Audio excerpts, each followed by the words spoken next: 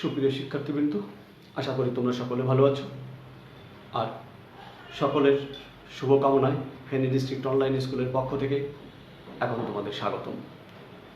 আজ আমি নবম ও দশম শ্রেণীর গণিতের অষ্টম অধ্যায়ের বৃত্ত সম্পর্কীয় একটা উপপাদ্য পড়াবো। সবাই মনোযোগী হও, হোয়াইট বোর্ডের দিকে তাকাও, আর উপপাদ্য অঙ্কনের জন্য যে সব উপকরণের প্রয়োজন সেটা গ্রহণ করো, নিয়ে নাও। এসো আমরা হোয়াইট বোর্ডের দিকে তাকাই।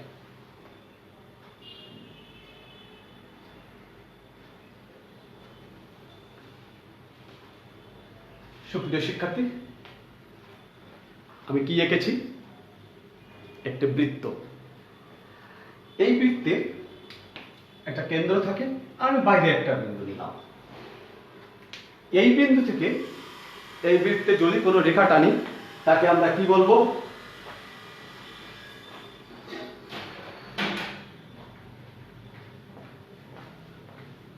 তাকে আমরা বলবো স্পর্শক। এসো আমি একটা স্পর্শক টানি, দেখি যে কই বিন্দু থেকে কয়টা স্পর্শক আঁকতে পারি আমরা। আগে একটা টেনে নিই।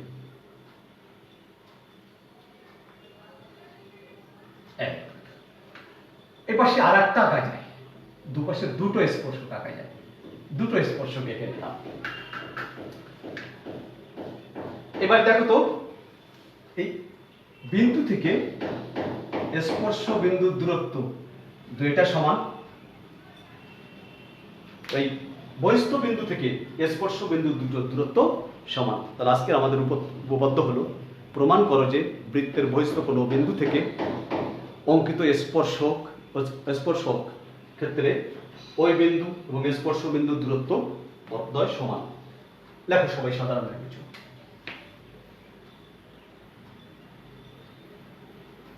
প্রমাণ করো যে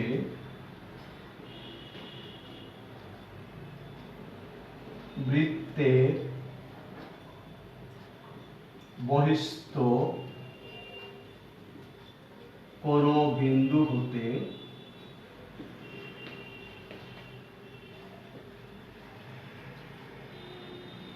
ওই বৃত্তে দুইটি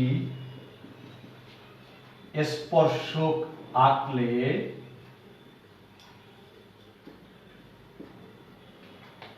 ওই বিন্দু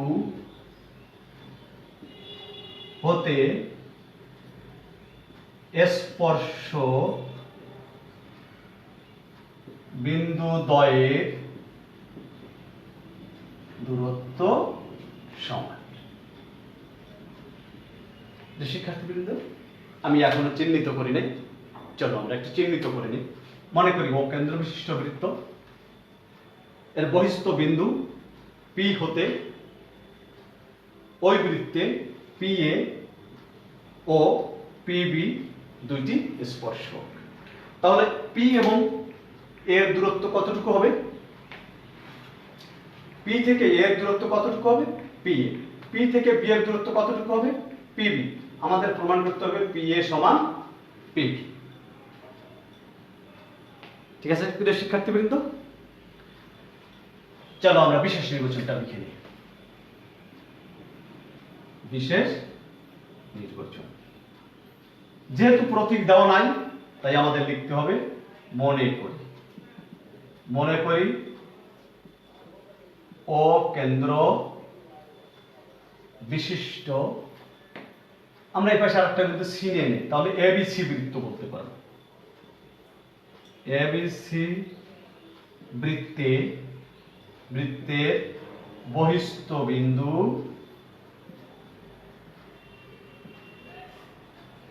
পি হতে ওই বৃত্তে পি এ ও পিবি দুইটি স্পর্শক।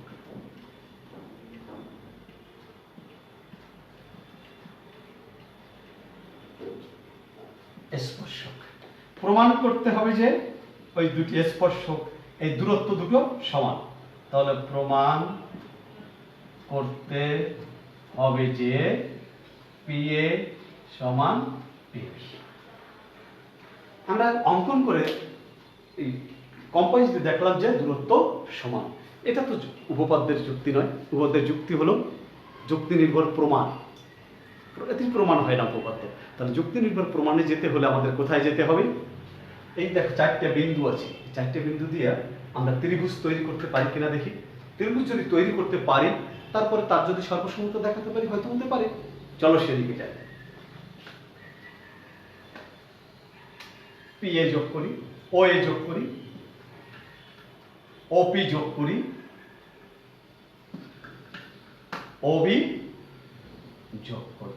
এই যে যোগ করলাম, এটা কি বিশেষ নির্বাচন এলো এসেছে প্রিয় শিক্ষার্থীবৃন্দ? না, আসে নাই। যখন আসে নাই তখন এটা হয়ে যাবে আমাদের অঙ্কন। তাহলে চলো অঙ্কনটা লিখি। কি করেছি আমরা? ও এ, ওপি, ওবি যোগ করি। ও এ, ওপি এবং ওবি যোগ করি। যখনই যোগ করলাম তখনই কি এসে গেল দেখো তো? ও এ স্পর্শ বিন্দুগামী ব্যাসার্ধ এবং পি এ স্পর্শ, তাহলে ও এ লম্ব পি এ। তাহলে যখনই লম্ব হলো তখন পি এ ও কোণ সমান কত ডিগ্রি? 90 ডিগ্রি। তাহলে এ পি ও কোণ, ও ত্রিভুজটি কেমন ত্রিভুজ হলো? সমকোণী ত্রিভুজ।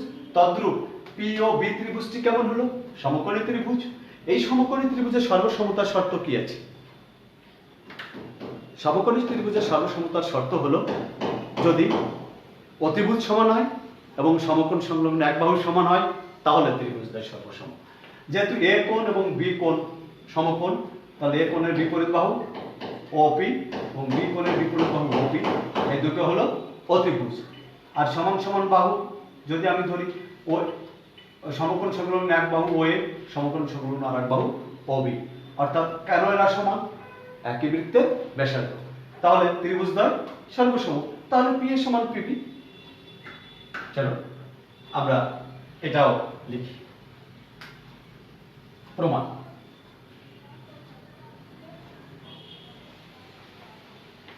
ও এ স্পর্শ বিন্দুগামী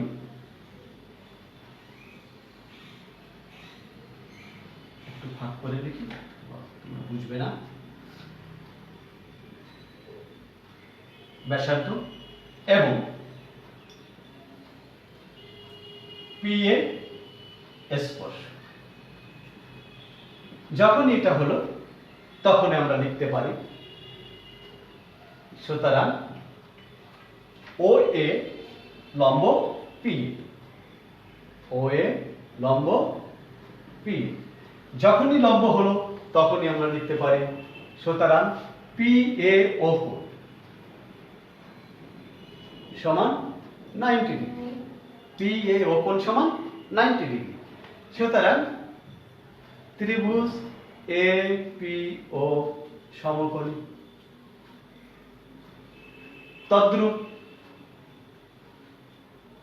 ত্রিভুজ বি পি ও সমকোণী। যখনই আমরা এ পি ও কোণ সমকোণী পেয়ে গেলাম, সমকোণী ত্রিভুজ পেলাম, এই এ পি ও ত্রিভুজ, তাহলে বি পি ও ত্রিভুজের সমকোণী। এবার এই সমকোণী ত্রিভুজদ্বয় সর্বসমতার শর্ত যেটা বলেছিলাম, অতিভুজ সমান আর সমকোণ সংলগ্ন এক বাহু সমান, তাহলে আমাদের ত্রিভুজদ্বয় সর্বসম হবে। এখন সমকোণী ত্রিভুজ এ পি ও ত্রিভুজ বি পি ও এ ওপি। ওপি দেখো তো কি হলো? এ পি ও ত্রিভুজেরও বাহু, বি পি ও ত্রিভুজেরও বাহু, তাহলে ওপি সাধারণ বাহু।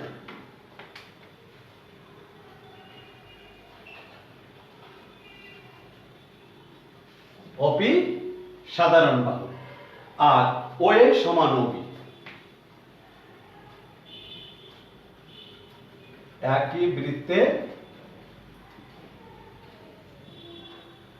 ব্যাসার্ধ। আমরা জানি একই বৃত্তের ব্যাসার্ধ সব সময় সমান হয়, তাই এ দুটো সমান।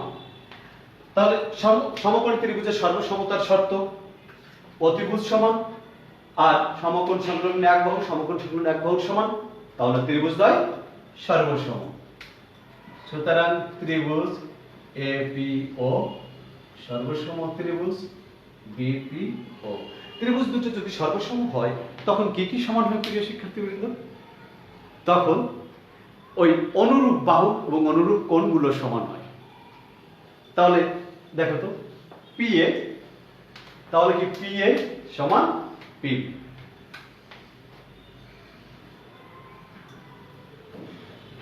ও, আমাদের এটা কি প্রমাণ হয়ে গেল? এটাই প্রমাণিত।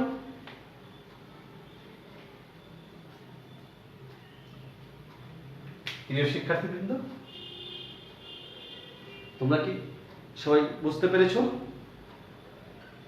দ্বিতীয়বার আমি প্রমাণটা আবার বলি তোমাদের বোঝার সুবিধার জন্য। দেখ, খেয়াল করে দেখো, পিএ স্পর্শক এবং ওএ স্পর্শ বিন্দুগামী ব্যাসার্ধ। এর আগের উপপাদ্যে আমরা পড়ে এসেছি কিন্তু ওটা, যে স্পর্শক এবং স্পর্শ বিন্দুগামী ব্যাসার্ধ পরস্পরের উপর লম্ব। তাহলে ওএ লম্ব পিএ, তাহলে পিএ ও কোণ সমান এক সমকোণ। তাহলে এপিও সমকোণী ত্রিভুজ, তদ্রূপ বিপিও সমকোণী ত্রিভুজ। আর এই সমকোণী ত্রিভুজ দ্বয়ের অতিভুজ পিও সাধারণ বাহু এপি ও বিপিও, পিওটা উভয় ত্রিভুজে আছে। তাহলে সাধারণ বাহু অতিভুজ, কারণ সমকোণের বিপরীত বাহুকে বলা হয় অতিভুজ, আর সমকোণ সংলগ্ন এক বাহু ওএ আর এক বাহু ওবি। তাহলে ত্রিভুজদ্বয় সর্বসম। তাহলে পি এর সমান পিবি আমাদের প্রমাণ হলো। তাহলে এখান থেকে আমরা কি কি শিখলাম? যে একটা বৃত্তের বহিস্থ কোনো বিন্দু থেকে দুইটি স্পর্শক আঁকা যায়, আর সমকোণী ত্রিভুজের সর্বসমতা আমরা জানি, সেটাও আমরা আবার রিমাইন্ড করে নিলাম। এর আগের উপপাদ্য যেটা ছিল তাও আবার নিয়ে নিলাম। এই তিনটি জিনিসের সমন্বয়ে আমরা এই প্রমাণটা করলাম। এবার চলো একটু বাড়ির কাজ, হোমওয়ার্ক।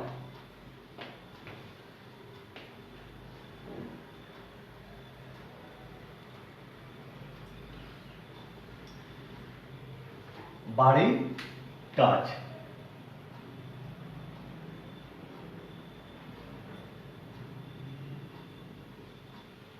ও কেন্দ্র বিশিষ্ট বৃত্তের বাড়ির কাজটা ঠিক এর অনুরূপে দিব, ভিন্ন রকম না। তোমরা একটু চেষ্টা করলে পারবে, আমার বিশ্বাস তোমরা চেষ্টা করবে। বৃত্তের বহিস্থ বিন্দু পি হতে ওই বৃত্তে দুইটি স্পর্শক আঁকা হলো। দুইটি স্পর্শক আঁকা হলো। প্রমাণ করো যে ওপি স্পর্শজায়ের